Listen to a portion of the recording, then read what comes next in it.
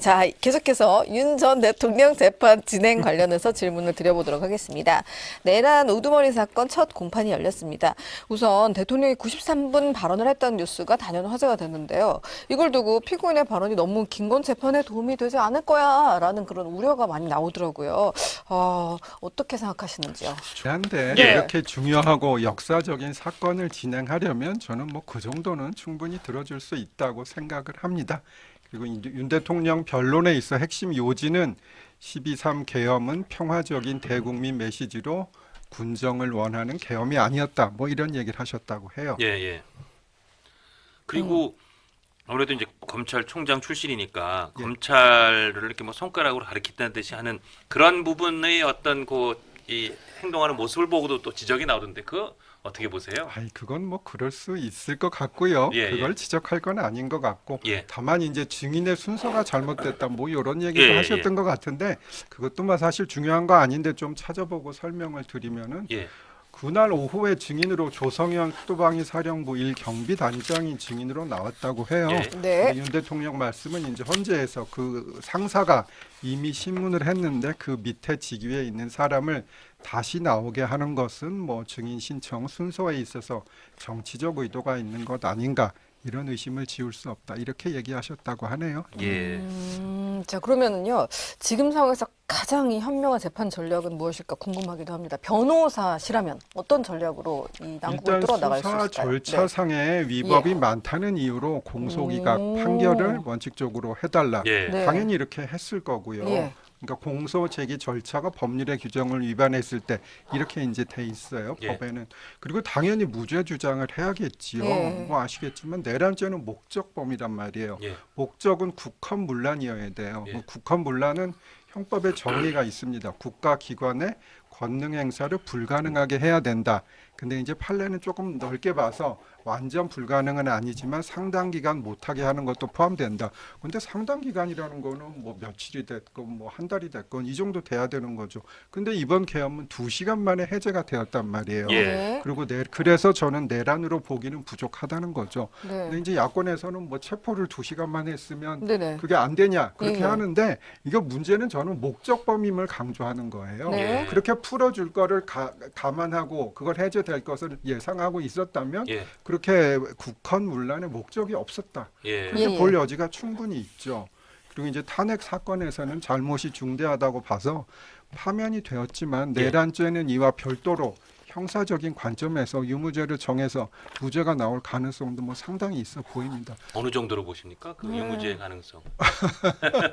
뭐 한 50%는 되지 않을까 아, 싶습니다. 예. 이게 그 어떤 재판 굉장히 오래 걸리잖아요. 예상을 깨고. 이건 어느 정도 걸릴까요? 굉장히 오래 걸릴 것 같은데요.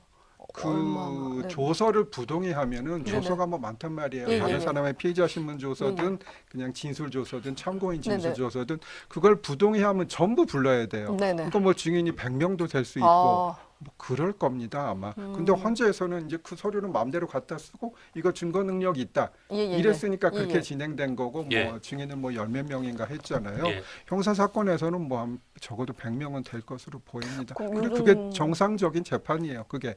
예. 그렇죠. 우리가 대장동 재판 같은 경우는 예. 죽을 때까지 그 결과를 보지 못할 수도 있다라는 전망을 하기도 하잖아요. 예. 이게 한 5년, 10년 이렇게 갈 수도 있는 건가요? 그렇게는 안 갈 것 같고요. 네. 뭐 많으면 한 2, 3년 정도면 2심이 끝나지 않을까요? 아, 2심 예. 2, 3년까지 끌 수도 있다고 보시는군요. 그럴 수도 있겠죠. 어. 네, 알겠습니다. 그럼 거기도 재판부가 중간에 또 바뀌거나 그럴 가능성도 바뀔 있겠네요. 수는 있는데 네. 이렇게 굉장히 큰 사건을 하고 후임자가 오면 도저히 기록 갱신이 파악이 어렵다. 그렇죠. 이런 사건에서는 그냥 유임시키는 경우도 많이 있어서 예. 저는 지귀현 부장께서 오래 계셨으면 좋겠다라는 생각을 하긴 하죠. 예. 그리고 사실은 형량이 좀 약한 죄는 유무죄를 좀 더 약하게 볼 수 있어요. 그렇죠. 뭐 한 6개월 하든가 아니면 그냥 집행유예 하거나 네, 네. 그렇죠. 그렇지만 이거는 형량이 사형 아니면 무기란 말이에요. 그러니까 이런 경우는 더더욱 유무죄 판단을 엄격하게 해야 돼요. 맞습니다. 그렇죠. 그렇죠. 그러니까 무슨 소매치기 같은 건 사실은 합리적 의심의 여지가 조금 있어도 유죄가 나갈 수 있는데 예를 그렇죠. 들어서 뭐 사람을 찔러서 뭐 살해했다든지 네, 이런 그렇죠. 경우에는 정말 더욱 엄격하게 합리적 봐야 의심의 돼요. 여지가 아직 0.1%도 없어야 네, 맞습니다. 유죄가 나가는 그거와 같은 예, 원리인 거죠. 예, 네, 맞습니다. 예. 알겠습니다. 지금 오늘 여러 가지를 짚어봤어요. 핵심은 한덕수 권한대행께서 지명하신 이완규 그리고 또 함석훈님에 대한 지명을 철회하고 17일쯤에 지기현 판사님 그리고 또 다음에 지기현 지기현 판사님 아니고 제가 저기 내란 재판 하셔야죠. 지금 요거 지기현 판사에 꽂혔어 지금 약간 우리 김익현 판사님 그리고 지금 대기 중인 박상수 변호사님 지명하시는 거 이제 베스트다라는 아니, 그러니까 교훈을 얻었습니다. 네. 법률적으로 말이 안 되지만 정말 가처분 인용을 혹시라도 하는 그런 불길한 우려가 현실화됐을 경우에는 그런 전략적 대응도 네, 그것도 좋은 가능하- 방법인 것 법률적으로 같습니다. 가능하다고 예, 말씀인 예, 거죠. 예. 알겠습니다. 아이고 오늘 또 바쁘신 와중에 나와서 귀한 말씀 들려주신 김익현 변호사님 대단히 감사합니다. 예, 감사합니다. 감사합니다. 네. 예. 아 진짜 이번 주 이렇게 중요한 게 있는데 저 이거 놓치고 넘어갈 뻔했잖아요. 그러니까요. 변호사님이 요거 짚어야 된다고 어제 저한테 근데 이게 지금 말씀해 진짜 주셔가지고 제가 예. 아까도 말씀 나눴지만 이렇게 하다가 인용할 것 같아 보이기도 해요.